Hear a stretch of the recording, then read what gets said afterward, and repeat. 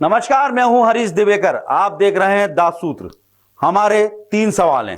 पहला, क्या ज्योतिरादित्य सिंधिया के बीजेपी में आने के बाद बीजेपी में अंदरूनी कलह ज्यादा बढ़ रही है?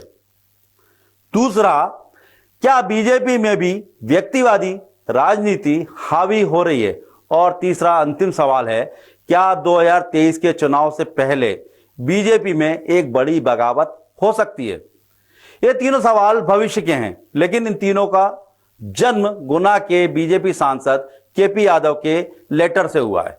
केपी यादव ने बीजेपी सुप्रीमो जेपी नड्डा को पत्र लिखा है और पत्र में जो लिखा है उससे न केवल मध्य प्रदेश के बीजेपी संगठन की कार्यप्रणाली पर सवाल खड़े हो गए, बल्कि यह भी सवाल उठा है कि संगठन सिंधिया समर्थक और बीजेपी नेताओं के बीच अब तक क्या समन्वय बना नहीं पाया है।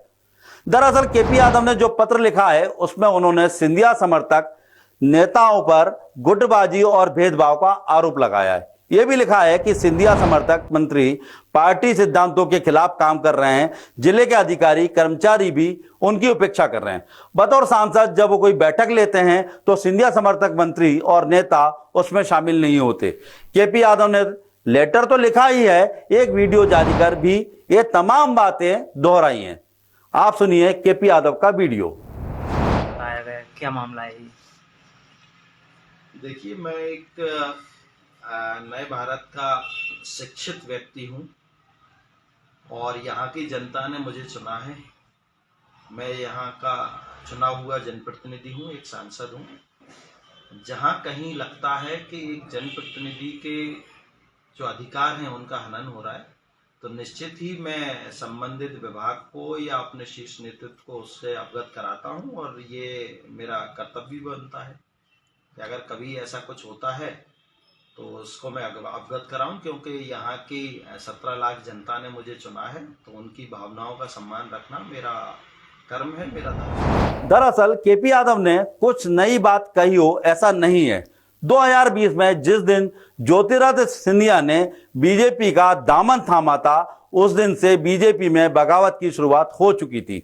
सिंधिया समर्थक नेताओं को तवज्जो देने से पार्टी के समर्पित कार्यकर्ता और नेता नाराज थे।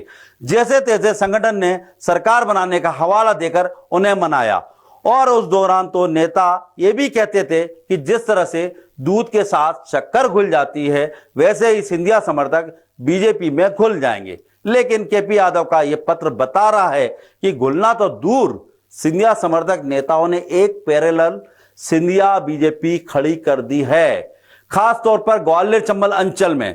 अब केपी यादव के साथ ही ऐसा हो रहा है या फिर अंचल के बाकी नेताओं के साथ भी? जवाब है जी हां, ऐसा ही हो रहा है। लेकिन बीजेपी नेता खुलकर कुछ नहीं कहते, क्योंकि सिंधिया का कद इतना बड़ा है और जिस तरीके से पार्टी के बड़े नेताओं से उनके सीधे संपर्क हैं, उसके चलते कोई कुछ कहने की जरूरत नहीं करता।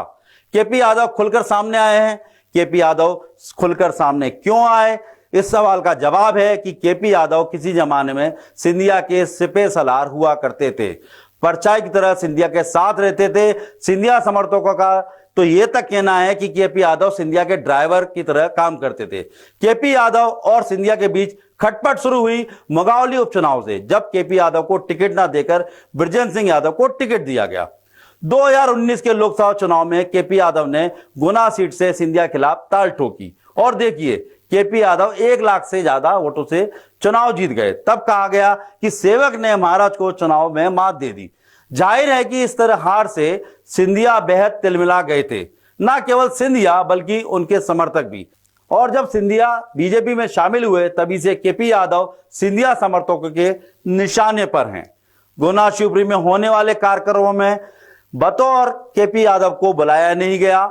1 या 2 बार ऐसा मौका आया भी जब दोनों ने मंच साझा किया, लेकिन बातचीत नहीं हुई। अब केपी यादव ने जिस तरह से सिंधिया के खिलाफ मोर्चा खोल दिया है, ये इस बात की तरफ इशारा करता है कि बागियों की कही जाने वाली चंबल की धरती पर कांग्रेस के बाद अब बीजेपी में बगावत का आगाज होता नजर आ रहा है। अब केपी यादव के इस कदम से ग्वालियर चंबल के वो नेता खुलकर सामने आ सकते हैं जो अब तक चुप भी साधे बैठे थे। न केवल ग्वालियर चंबल अंचल बल्कि बाकी क्षेत्र के नेताओं को अब बोलने का मौका मिल सकता है। लेकिन बगावत के आगाज का अंजाम क्या होगा यह भविष्य में छिपा है।